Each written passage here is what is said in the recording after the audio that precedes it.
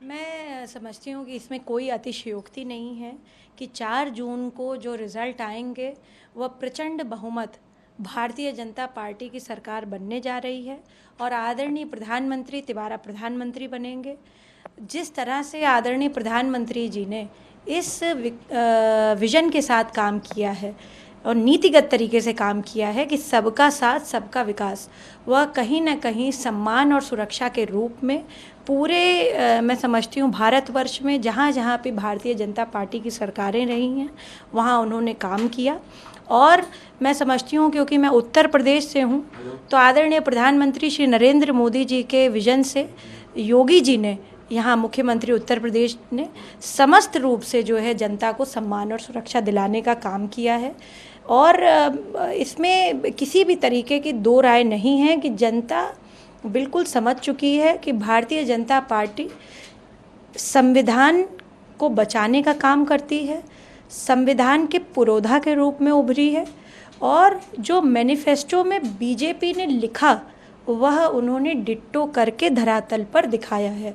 तो यह किसी भी तरीके का, मैं समझती हूँ कि जो विपक्ष के इल्ज़ाम लगे हमारे ऊपर वह सब बिल्कुल नाजायज़ इल्ज़ाम लगाए गए और मैं समझती हूँ किसी भी तरीके का लिंग भेद, जाति भेद, धर्म भेद भारतीय जनता पार्टी ने न कभी किया है न आगे करेगी। हमारा जो नारा है और प्रधानमंत्री जी का जो विज़न है सबका साथ सबका विकास, वह नरेंद्र मोदी जी आगे भी पूरा करेंगे। और आप देखिए कि 100 दिन आने वाले, उसमें 7 बैठकें प्रधानमंत्री जी ने पहले ही फिक्स कर दी हैं कि किन चीज़ों पर होगी। वह क्लाइमेटिक चेंजेस पर होंगी, पर्यावरण के ऊपर होंगी, क्योंकि हम और आप जब जिंदा रहेंगे, पर्यावरण का जब हमारे ऊपर कुप्रभाव नहीं पड़ेगा तभी होगा। तो उनके पास 2047 तक कैसा हमारा स्वर्णिम भारत हो उसका रोड मैप है। तो हम ऐसे व्यक्ति को ही चुन करके लाएं जिससे कि हमारे देश का भविष्य उज्ज्वल हो, और यही लोगों ने किया है, यही भारतीय लोगों ने किया है और 4 जून को इसका रिजल्ट हम सबको दिखेगा। जी। जिस तरह से विपक्ष की बातें सामने आ रही है, विपक्ष का कहना है कि ये जो न्यूज़ चैनल्स हैं ये सरकारी चैनल हैं और ये सरकारी आंकड़ों को दिखा रहे हैं। इसमें देखिए, मैं समझती हूँ कि विपक्ष को यह पप्पू मेकिंग बंद कर देनी चाहिए और विपक्ष को यह जानना चाहिए that India is a democratic country. हम एक लोकतांत्रिक देश हैं और मीडिया के बारे में इस प्रकार की बात कहना भी मुझे लगता है गुनाह है।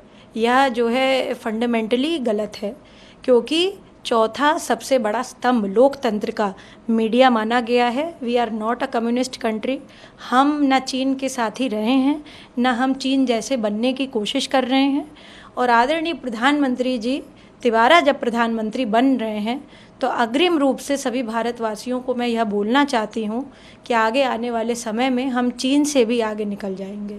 जिस तरह से जो है हमारी ग्रोथ हो रही है, जिस तरह से हमारा इकोनॉमिक डेवलपमेंट हो रहा है, उस तरह से मुझे लगता है हम लोग जो है आगे निकलेंगे।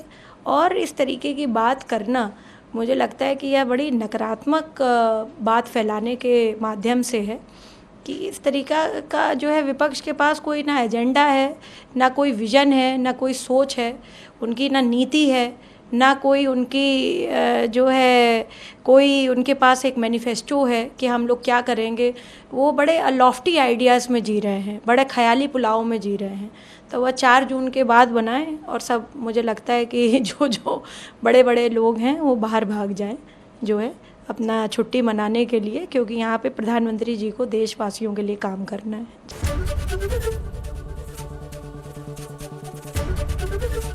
एबीपी गंगा, खबर आपकी, जुबान आपकी।